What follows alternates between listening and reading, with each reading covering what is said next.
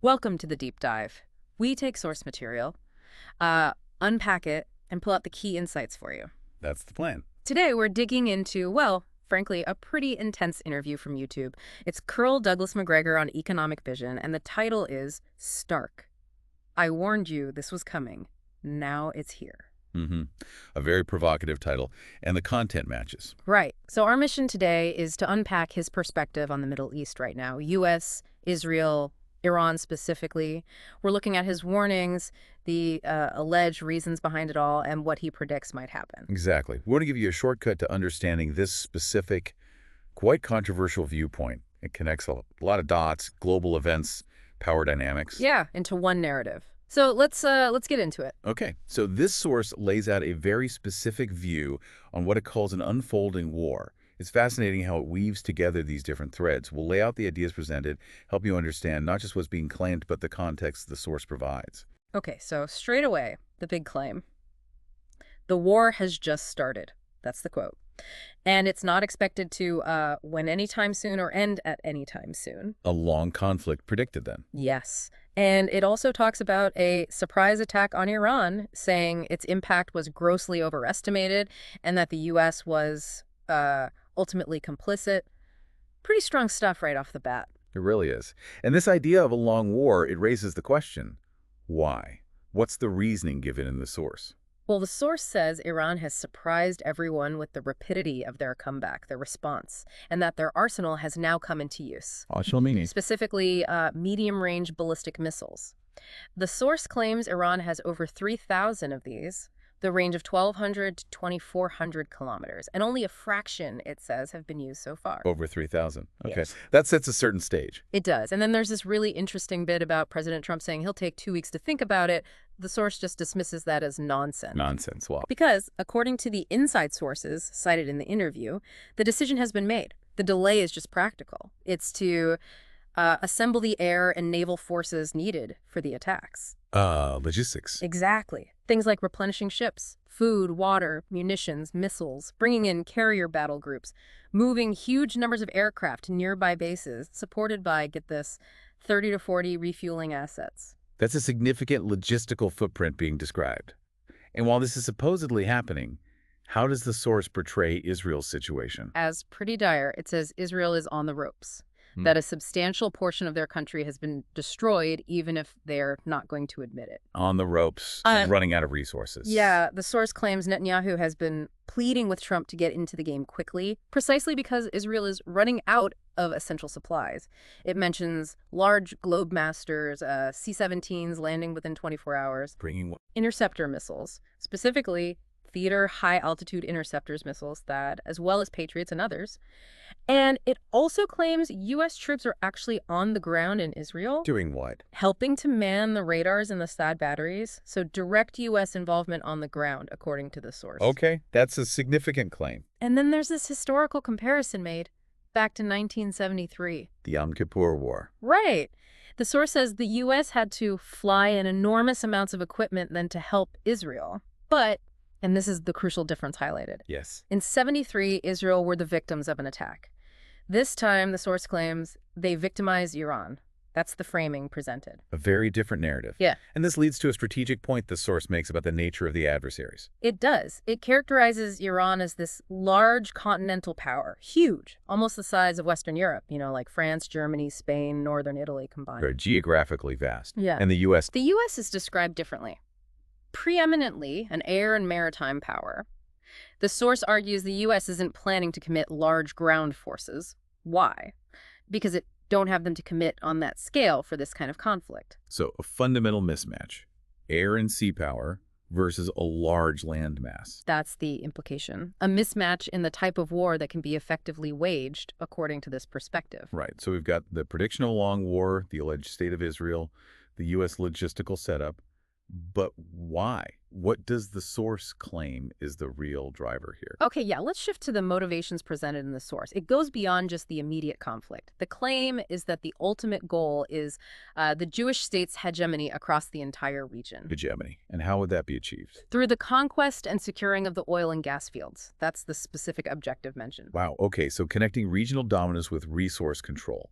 Does the source link this to other conflicts? It does, explicitly. It claims the, quote, same people with the same backers, the same financial oligarchs, institutions, and political advocates that argued for a war against Russia are now pushing for this war against Iran on behalf of Israel. The same people. And what was the alleged goal of the Russia conflict, according to this source? Again, quoting here, it was about removing Putin, ultimately fragmenting Russia, stripping it of its resources, and turning what was left into a vassal state owned largely by the banks in London and in New York City. And the source's verdict on that effort? Simple, failed. That war failed. So, a pattern is being suggested. Failed attempt on Russia, now a pivot to Iran with similar alleged backers and goals. Exactly. And the source makes a really striking claim about influence within the U.S. political system right now. Regarding whom? Netanyahu and Trump. The source asserts Mr. Netanyahu has infinitely more control and influence over the U.S. Congress than President Trump does. Infinitely more. That's a huge claim. Yeah. And Trump's role in this? He's portrayed as effectively his instrument, that Trump doesn't do or say anything that Mr. Netanyahu doesn't want him to say. Effectively an instrument. Does the source offer any, well, evidence or color to that? It mentions supposedly overheard conversations, Trump allegedly using gangster terms like, we'll break their legs or they'll pay a price for this. The interpretation given is that Trump is very much on board with this war and believes he and others will profit from Iran's destruction. Profit from Iran's destruction. Okay, so motive laid out, hegemony, resources, influence, alleged profit. What about the actual plan of attack? How does the source see that unfolding? Right, the strategy. The source predicts a primary focus will be on the destruction of the regime. Not just top leadership, but everything down to police stations in Tehran and other cities. The goal, to paralyze Iran. Total paralysis. And secondarily? Secondarily, targeting the nuclear program, damaging these uranium enrichment facilities or nuclear development facilities. Okay, hitting the regime infrastructure and the nuclear sites. But can conventional weapons even do that effectively against hardened nuclear sites? That's exactly the chilling point the source raises. It expresses doubt about conventional munitions being sufficient, and it says it has already heard talk about, and this is concerning, MRR, minimal residual radiation warheads. Minimal residual radiation. So, low-yield nuclear weapons. Low-yield nuclear warheads designed to penetrate these places, yes.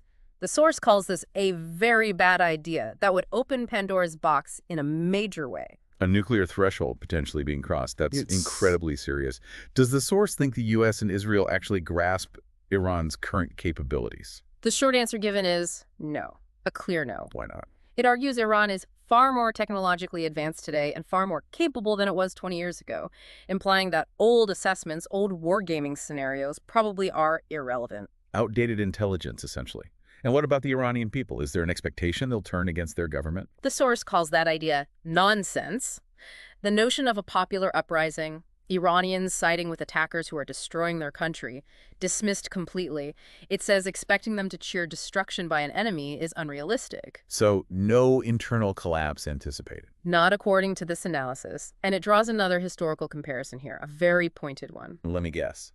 Iraq 2003. You got it. The source says all the talk about weapons of mass destruction and being met as liberators sounds awfully lot like 2003 with Iraq. That parallel is often drawn, but the source notes a difference this time. A crucial one. Unlike with Iraq, where the U.S. had massive ground forces and overwhelming technical and military superiority at the time. This time, the situation is different. No massive ground force commitment planned, and Iran is seen as more capable. Precisely. The source actually labels the occupation of Iraq in 2003 as very stupid, said there was no reason to occupy or dismantle the government. Who does it blame for that decision? Figures like Paul Wolfowitz and that little coterie of people that took over the Pentagon intelligence claims they were insistent that the road to Jerusalem and freedom went through Baghdad. Ah, that infamous phrase. Yeah. And it wraps that point up with a quote attributed to Benjamin Franklin. Guests in your house like fish after 2 or 3 days stink. The implication being overstaying your welcome leads to problem. A cautionary tale. And the punchline is that the same kinds of people who allegedly pushed for Iraq and then Ukraine are now, according to the source, pushing for this war with Iran. Okay, so a pattern of perceived misjudgment driven by the same actors. What about the wider world? How does the source see this playing out globally? Big geopolitical shifts predicted. For instance, it mentions that all the U.S. military personnel have been removed from Bahrain. Bahrain, that's significant. A Yeah. major U.S. Navy and Air Force hub. Yes, described as a very important place. This is seen as part of moving personnel to safe places, anticipating blowback. And the broader diplomatic consequence. This is stark. The source asserts the entire global south is coming on side with Iran. Names India, China, the BRICS nations, and even predicts many European states are going to come alongside with Iran too. Wow. So isolating the U.S. Worse than isolated. The prediction is the U.S. will achieve to become a pariah state all over the world, concluding we're going to be hated and despised for what we're A doing. pariah state. That's a heavy forecast. Hmm.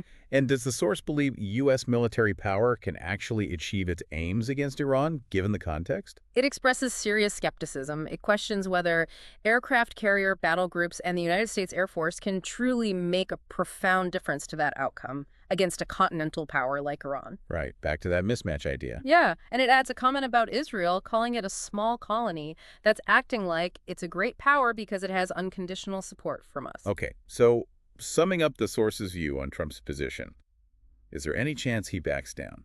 The source seems adamant the decision has been made, and asking Trump to retreat from that is very, very difficult. Why so difficult? He's characterized as largely impulse and emotionally driven, and crucially influenced by this supposition that we today are the nation we were in 1991, believing the U.S. still has unchallenged power. A belief in outdated supremacy. Seems to be the argument. That he sees Iran as a backwater, and the source just doesn't see him changing his mind. Okay, so if the decision is made and Trump isn't changing his mind, what about the American public? Where do they fit into this picture, according to the source? Largely tuned out is the assessment. The American people aren't paying that much attention. Really? Even with something this significant? The source paints a picture of the average American being more worried about, the everyday, getting a six-pack of beer tonight and watch the game on TV as long as gas is affordable and work isn't disrupted. The belief is that war is something that happens on someone else's soil. A sense of detachment. But could that change? Oh, absolutely. The source warns this apathy could evaporate very quickly if things go badly here at home in the United States. Badly like how? If the U.S. starts to take losses, if any capital ships are lost or bases that we occupy are blown up, then suddenly the public might wake up and ask, Wait a minute, what's this? exactly how many of us were killed? Why? What are we doing there? Yeah. And critically, I don't remember being asked about this. Was there any debate in Congress? And was there? According to the source? No debate, flat Yeah. out. The claim again is that Mr. Netanyahu owns Congress. Yeah. Members are just lining up to have their pockets filled with cash and doing whatever Mr. Netanyahu wants. And, the source adds, so is Mr. Trump at this point. Wow.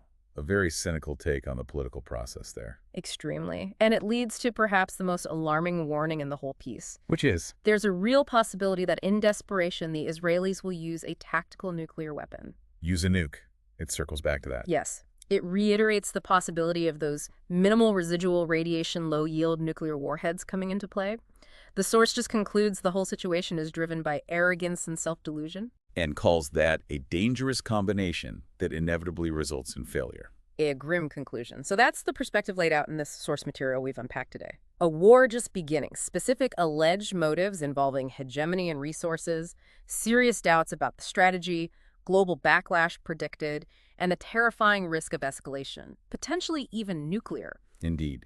The source really hammers the point that Iran is presented as a capable modern state, not some easy target, not a cakewalk, and that expecting an easy win or some kind of popular uprising against the Iranian government is just dismissed as, well, wishful thinking. Yeah, and those historical comparisons, especially to Iraq, they're used as these stark warnings. Don't repeat past mistakes driven by what the source calls arrogance and self-delusion. Right. So as you, the listener, think about all this, Yeah. it raises big questions. How do you even begin to figure out the real motivations behind these huge global conflicts? And in today's world, with information and disinformation just flooding everything, how do you get genuinely well-informed? How do you challenge the narratives, the assumptions that are presented to you? Yeah, definitely a lot to mull over there. We really encourage you to keep exploring, keep questioning these things, dig deeper than the headlines. Absolutely. Keep digging.